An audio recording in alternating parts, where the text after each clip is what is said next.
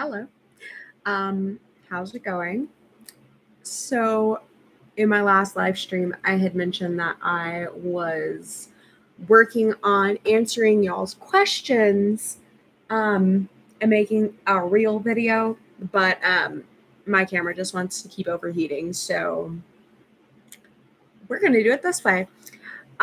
So I wanted to address a couple of questions and comments that I have gotten on other videos and just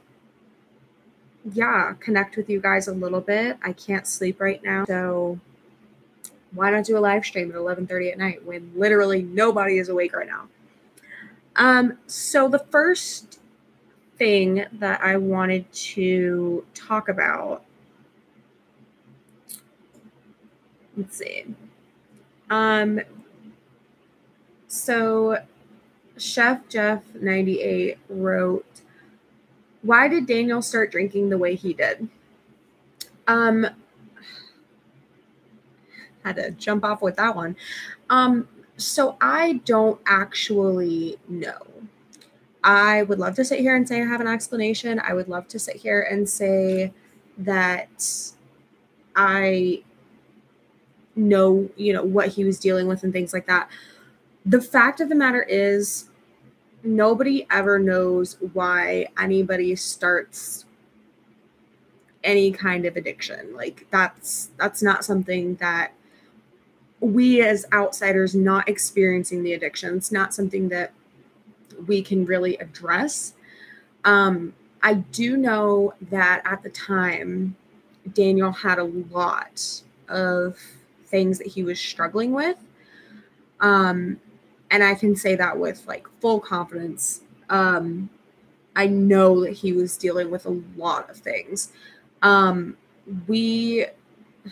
It's actually my moving anniversary. Like I just realized that on this day, August 1st, 1 year ago, I had just gotten to Fayetteville. Like I left July 31st. I left Texas and I flew overnight. I had a middle of the night layover in Denver and flew out really, really early on August 1st and got to Fayetteville at like 6 in the morning on August 1st. So this is actually kind of weird timing to address this. So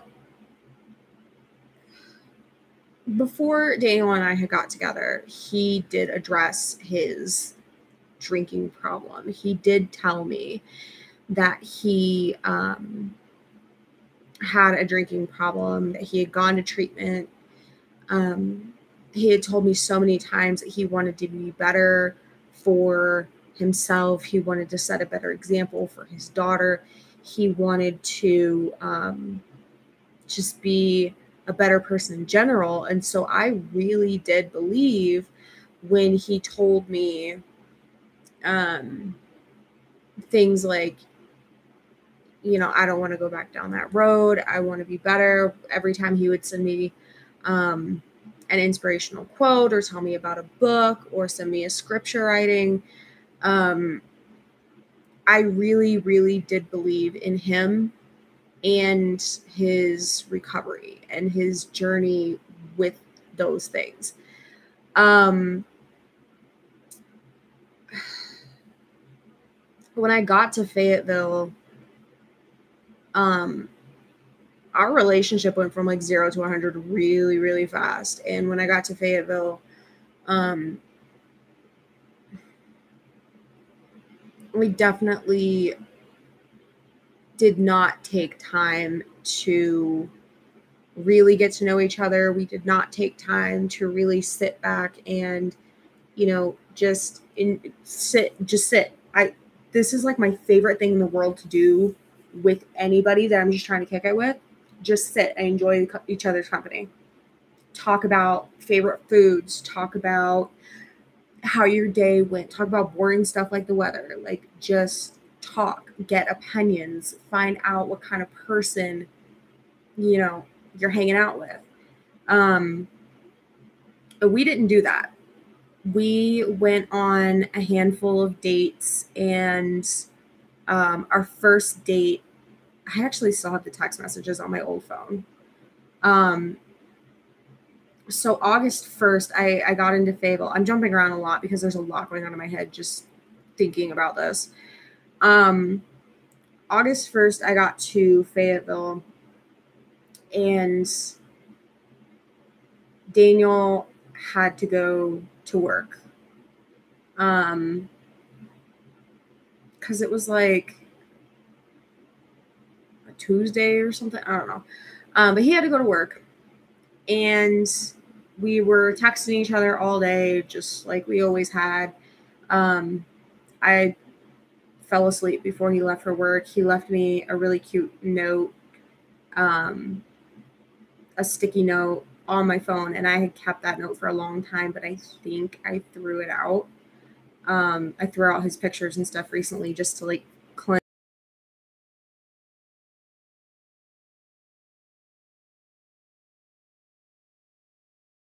and everything. And he was like, so I was thinking I want to take you out on a date. And I had mentioned in one of our conversations something about Red Robin. And he actually lived up the street from Red Robin. So that was where we had our first date. And it was super, super awkward because we really didn't know each other. And, you know, here I was living in his house. We were a couple now. That's just how quick things went. So I honestly think if we had taken the time to get to know each other, to explore each other's personalities, our quirks, our likes, our dislikes, I really, really don't think we ever would have gotten together. I don't think we would have ever been a couple if we had taken a step back and really looked at things with logic rather than with feelings. I think that the way that we did things was so incorrect for any kind of relationship. I understand some people back in the day might have like met January 1st and gotten married, you know, May 15th or something like that. Like that was the norm. And we live in a world right now where it's all like instant gratification. So I think that's why we jumped into things as quickly as we did.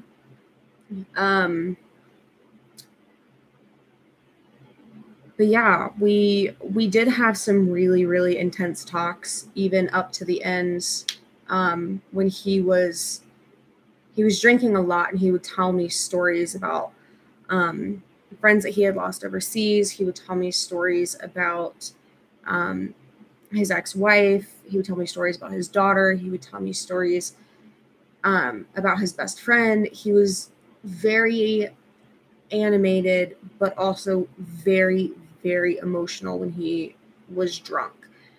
And some of these stories were incredibly hard to hear, and they were really, really upsetting. And if I'm so taken aback by everything that he's telling me, I can't imagine how it's affecting him.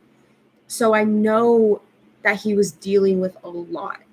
You know, here he was with a really high stress job, even though he was on rear detachment. He wasn't going to the field. He wasn't being deployed, but he wanted to be. Like, he wanted to be back with everybody else. He did not want to be on the military version of light duty. He did not want to, you know, be doing the things that he was doing. He wanted to be a part of things. So he was in a career that he loved, but a job that he hated, which is can relate. I have a career that I'm very passionate about, but I also have a job that I don't hate it, but I have days that are way, way rougher, than other days.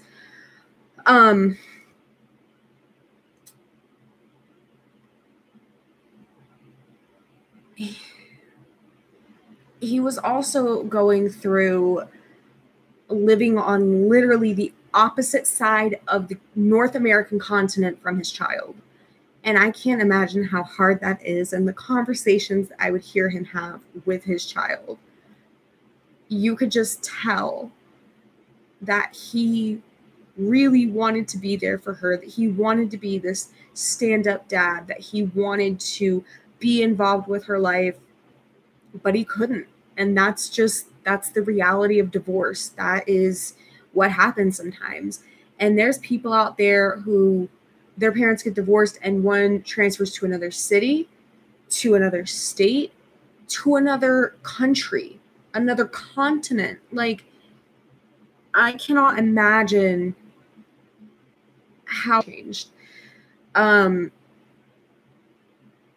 Watching somebody, grow up from across the country, that's got to be really hard. And then he also had, the stresses of normal everyday life, bills, being an adult, taxes, like debt. So he had told me, I definitively remember, he did in fact tell me that he had gone to treatment, that he had done the steps, that he had, worked the program and everything, that he was okay. But I think the stress of everything, plus on top of having me there and suddenly being in a really serious relationship and everything, I think really got to him. And I think those things may have been a contributing factor to his relapse. I'm not trying to take the blame for it. I will not take the blame for it. Because even though I personally view addiction as somewhat of a mental disorder, because your brain is wired in such a way that you become dependent on whatever substance it is, be it gambling, smoking, drinking, drugs, food, shoes, makeup, whatever. I did see him try to get treatment again, but I don't think his heart was in it. And I think he was doing it because he felt like he had to. I know he had a really, really strong support group when he was in Alaska, because that's what he told me. But he really didn't have that in North Carolina. And I think that also may have been a contributing factor. But I don't think that he's like, in the clear because, he's sad about things and he's lonely and whatever. He's still, regardless of whether or not he made the choice to partake in his addiction, he actively made the choice to neglect his relationship. He actively made the choice to put me in danger. He actively made the choice to put himself in danger. Go to the liquor store. I'm not comfortable with it. When he bought a bottle of Absolute vodka, like this weird, it wasn't like a shooter and it wasn't like a big one. It was like a weird, like medium-sized bottle. He bought that, put it in the freezer, and then said it was for me, and then drank it. Like, that's a choice that he made. Every time he got his keys and left the house and turned on his truck, he was consciously making the decision to go get alcohol. He could have just drove around the block. He could have, drove the hour and a half, 2 hours, whatever, to go see his mom. He could have done anything else in the world, but he chose to go to the liquor store time after time. I do feel bad to a certain extent, because I do understand that he had a lot going on. However, I refuse to accept the fact that he's not responsible for his actions. He would tell me all the time, we are not responsible for the thoughts, feelings, and actions of others.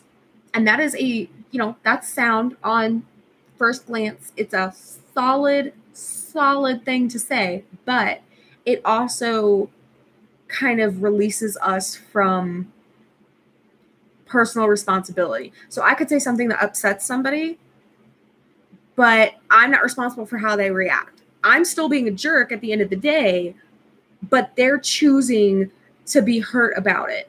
Do you see what I'm saying? Like, it's kind of a corrupted, twisted idea when you really think about it.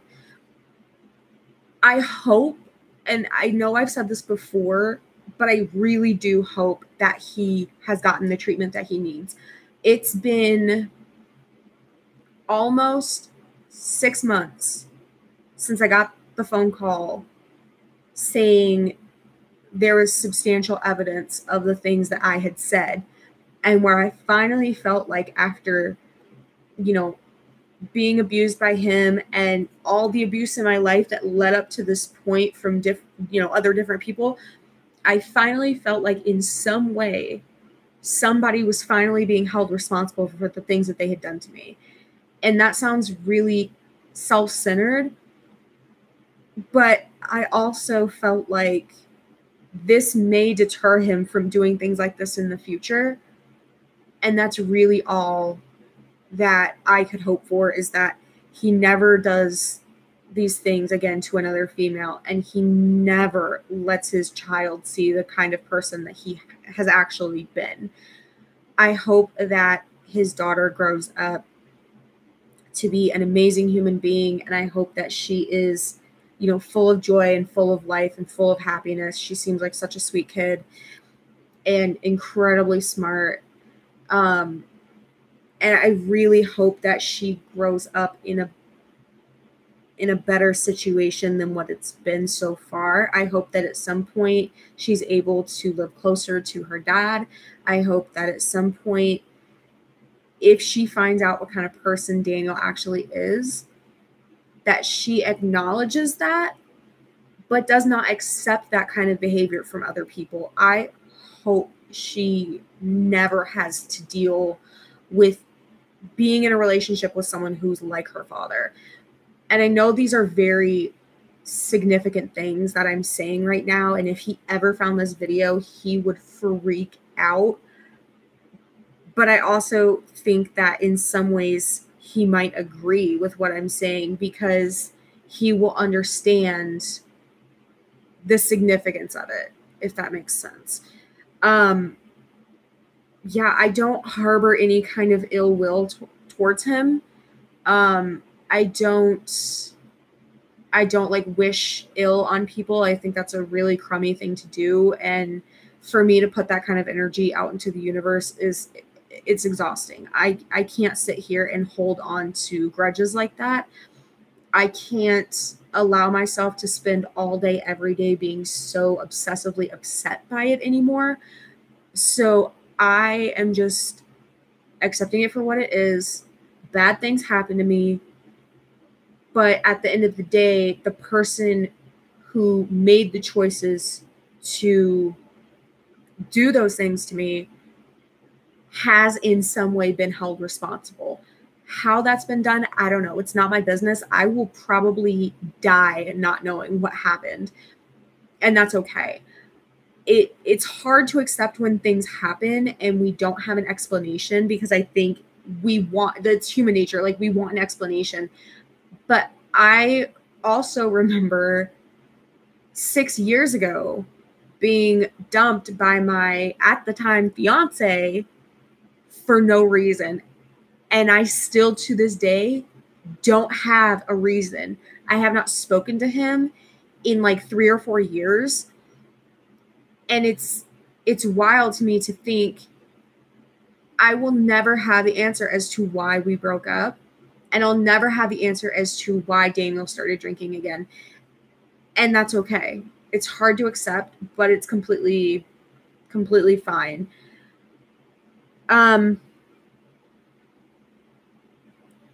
Let's see.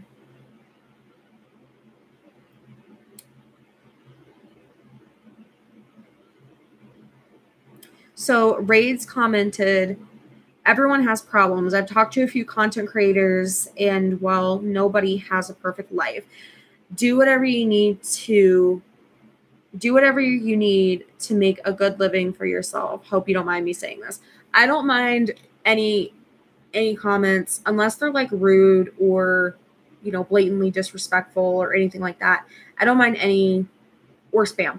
I don't mind any comments on my videos. I welcome free speech. I welcome criticism because that is the kind of country we live in.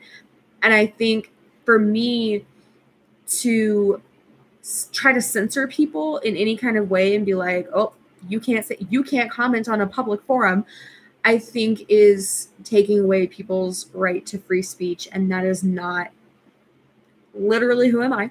That is not something that I'm okay with. That is not something I would ever want to do to people.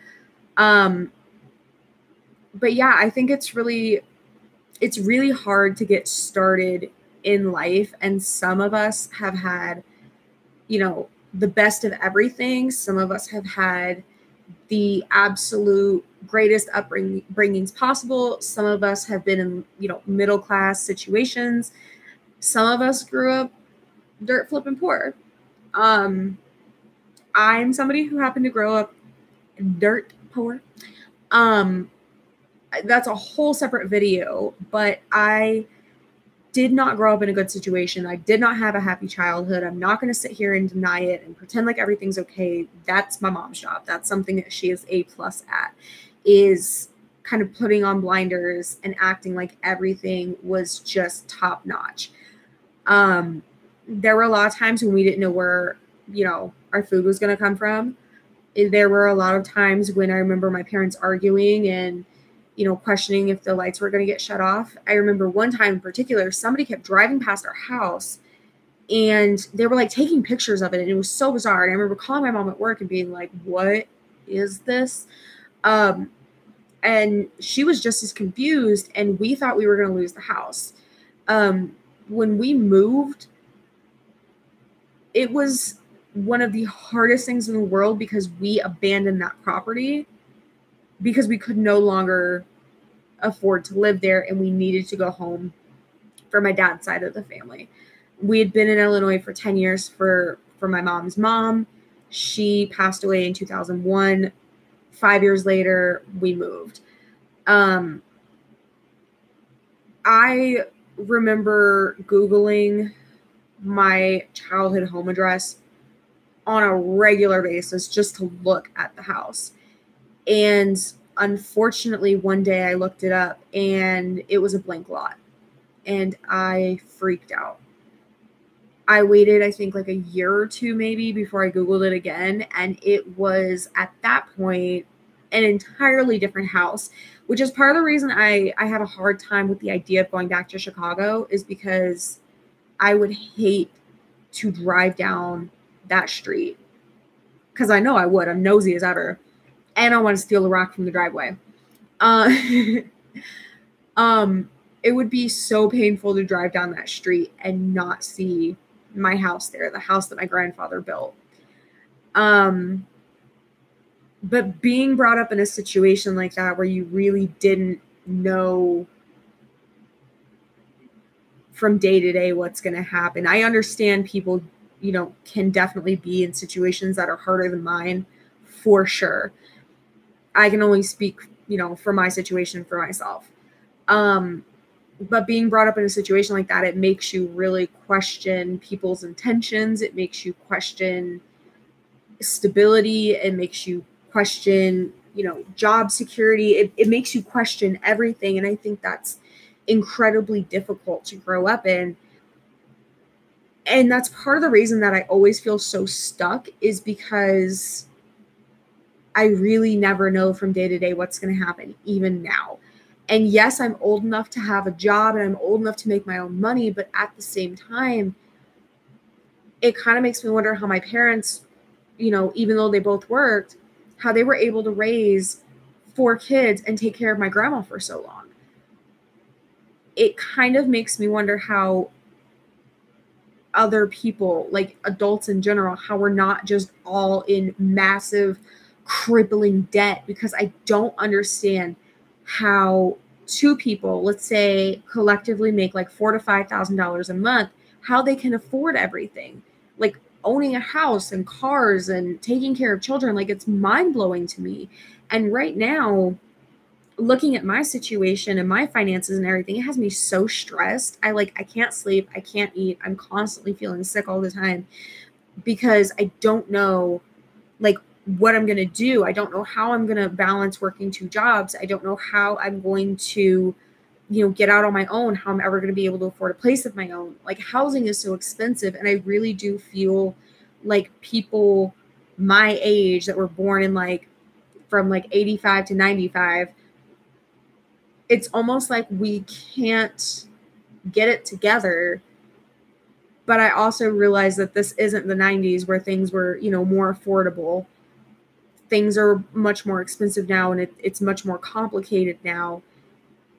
And it's harder for me, I think, because if I like talk to friends about this stuff, they can't really relate because they're all in relationships. They're all in long-term committed relationships, or they're married, or they have kids or whatever.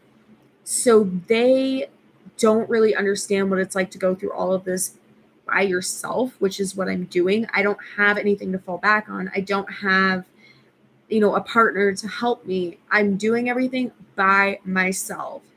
And that's kind of the worst part of it, is having to do everything myself, because I don't know how to do any of that. It's not like that's something they taught us in GED school or taught us in college. They don't tell you how to be a successful adult. They don't tell you, how to make good money. And being an esthetician is absolutely wonderful and I love it.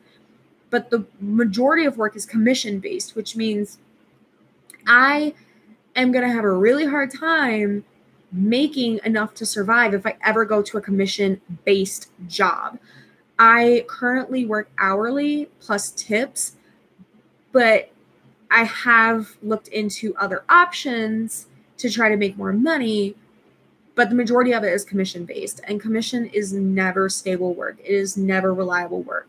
And if my program director had told me that before I signed up for college, I can guarantee you I never would have signed up at all. Right now, I'm trying to live just as in the moment as I can and not stress about bills and stress about this and stress about that. It's exhausting. I'm so tired. But I also want to be aware of my situation and not be like, ooh, I, on a whim, feel like getting tacos and that's going to use the last $10 in my bank account. Like, I definitely don't want to be that flippant about everything. But yeah, it's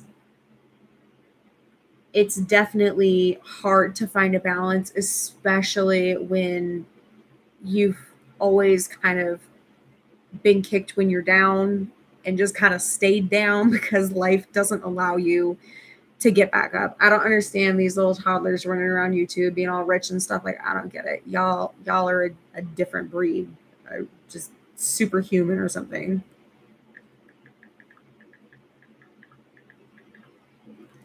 All right.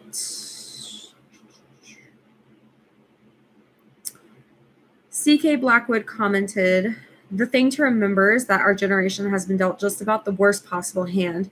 You're tough and you'll get through it one way or another. Thank you. I always appreciate some good vibes. I don't know where I was going with that. Good vibes. I definitely agree that our generation has been dealt a very crappy hand. But I know there's been times in history where things have been much more tough. And the fact that I'm able to even sit in an enclosed room with electricity and internet, on a laptop I bought myself, doing things that I love. Like, I definitely understand that I have been more blessed than other people. And especially people in like past generations. My grandma used to tell me stories of like the Depression and stuff like that. And, it was, first of all, it was some really messed up stories that she would tell me. Like, they were so incredibly sad. But it was also a different time. And while I can acknowledge that and respect that and try to learn from the past and things like that, it's important to also acknowledge and realize where we're at right now as a society, And I think that this whole instant gratification culture and things like that are kind of keeping people from, setting goals and reaching them and trying to do better. We also live in a very technology driven world, and it's very, very hard for people like me who are not technologically savvy to have any kind of upper hand in life, because I can't read code. I don't know the first thing about marketing. Like, things like that are really hard to adjust to. But I do agree that we have been given some really difficult circumstances to overcome, just in general, with things being as expensive as they are and jobs not paying as much as they could or should.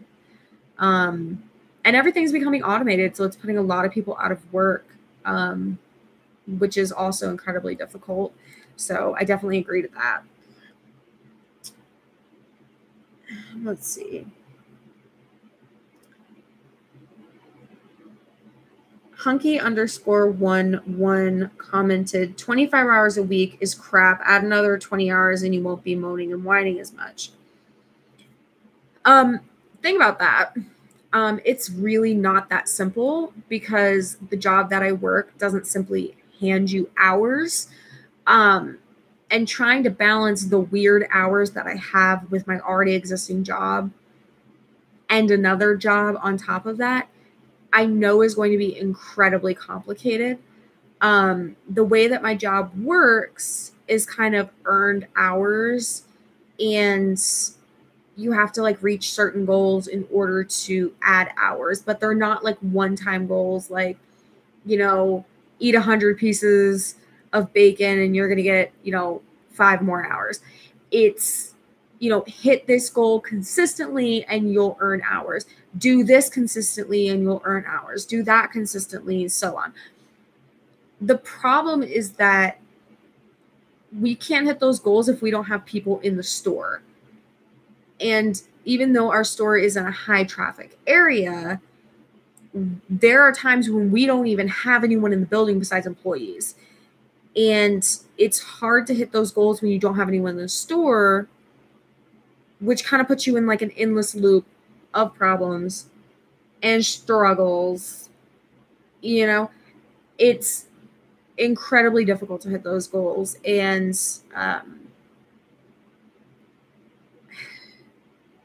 I don't know. I wish it was as simple as just add another 20 hours. I know there are people who work a lot more than what I do. My dad was pulling 60, 70-hour work weeks before he couldn't work anymore. And then there's also people who are barely getting 10 to 15 hours a week. And, they've got kids to feed. They, are really going through it and struggling. So I definitely understand where I'm at as far as that goes. But it is incredibly frustrating to have, bills to pay and you're not being paid enough.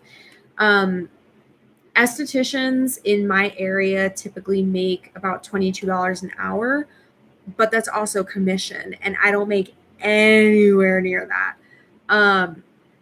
I have always been like below the poverty line, and I really don't see myself ever being able to get like above the poverty line. That would be like my only like realistic goal in life, is to just get above that line and not. I don't want to be on any government assistance. I do not want to be on food stamps. I do not want to be on Medicaid. I do not want to be on housing assistance. I do not want to be on any kind of government assistance. However, if it wasn't for food stamps, my dad would not be alive right now, because my parents cannot afford his cancer treatment and his food. Like, it's not going to happen. If it wasn't for Medicaid, I would not have been able to get the biopsy that jacked me all up. but I also would not have been able to get the surgery to fix it. I would not be able to afford medications. I would not be able to afford mental health treatment, counseling, anything. And my dad certainly would not be able to afford his chemo. So there are definitely situations where those systems are in place to help people.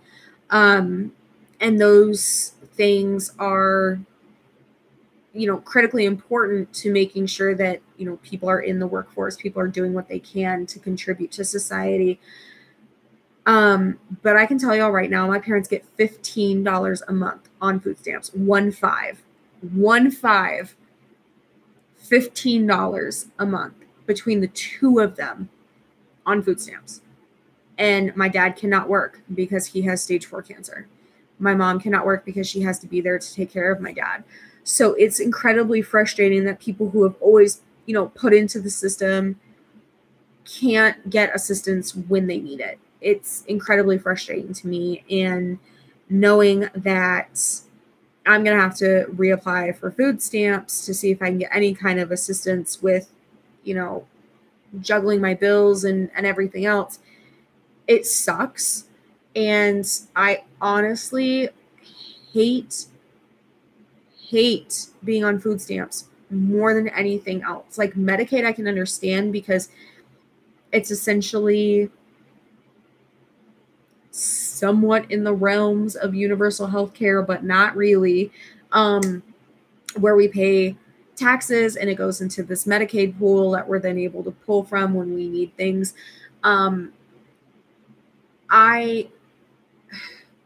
I was on food stamps when I was 18. Like I got on food stamps as soon as I could after I turned 18. And I hated going to the store and having to pull out my EBT card to be able to do anything. There's like a shame involved with it for me personally. It's embarrassing to have to be on food stamps, but that's just my pride, to be totally honest. Because I feel like I should be able to take care of myself, that I shouldn't have to rely on any kind of government assistance or anything like that. But it's just one of those things where I know for a fact I'm going to have to do it. I'm going to have to suck it up and go down to the food stamp office and do the whole shebang all over again. Do I want to? No, I don't. To be totally honest, I really don't.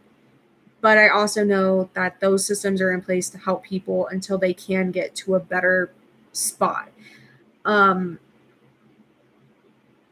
If I could balance 2 jobs somehow, I absolutely would, without question. If I could just, here's 20 hours, I would. Of course I would. If I could just get to, 35 or 40 hours, that would be dope. But that's just simply not how my job works. And it's not that simple at all.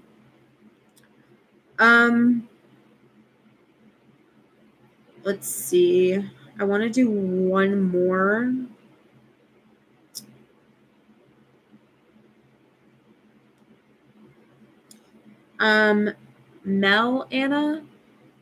Melly Anna. I can't see the full comment because I'm just going through like my notifications on my phone. They commented, "You are 100% accurate about the nature of this job. What irks me is this. Do you think management would like to do what they expect agents to do even for one day?" No, of course not. Management never wants to be in the position of their employees. It's kind of like that show Undercover Boss, but like the complete opposite, where if bosses went in and tried to take the place of their employees for a day, they would all absolutely lose it. Like they would crack within the first hour. I know a lot of people work up to management positions. They don't just happen to be placed ever so gently into a management position. But I know that those are, weird, rare circumstances. I think when a lot of people start out, especially in call centers, we'll just use that as reference. When they start out as floor agents, they don't necessarily have the goal in mind to become a manager, but they eventually, work their way up. When they become a manager or a supervisor or whatever, I think a lot of them go on this like semi-permanent power trip where they feel like, they're all that in a bag of chips, and they kind of lose their sense of, I don't know, humbleness. Is humbleness a word? I think a lot of people, even outside of call centers, I think any manager who isn't actively out and actively, seeing how things are done, like my managers at work, even though I work retail, they're actively on the floor, interacting with customers, taking phone calls, trying to help people. But when you have something like a call center, I think when they get to the management position, they forget what it's like. They very rarely have to take phone calls. They very, very rarely have to deal with problems unless something gets escalated. And even when it does get escalated, they don't want to deal with it. They will do the absolute bare minimum. They would rather just send out bill credits, left, right, and center. Boom, you get a bill credit. You get a bill credit. You get a bill credit. I think 9 times out of 10, people completely they just lose themselves, and it's almost like they sell their soul to being a manager. No, I don't think any manager would ever want to be in that position. I don't think they can handle it, to be totally honest. But I think if in call centers it was rotating, like on Monday, this person is the manager, on Tuesday, this person is the manager, and so on. I think if they rotated it like that, and whoever wasn't manager that day had to go be on the floor helping customers, I think it would be very different, and consistently have the reminder that you still answer the phones, you are still responsible for things.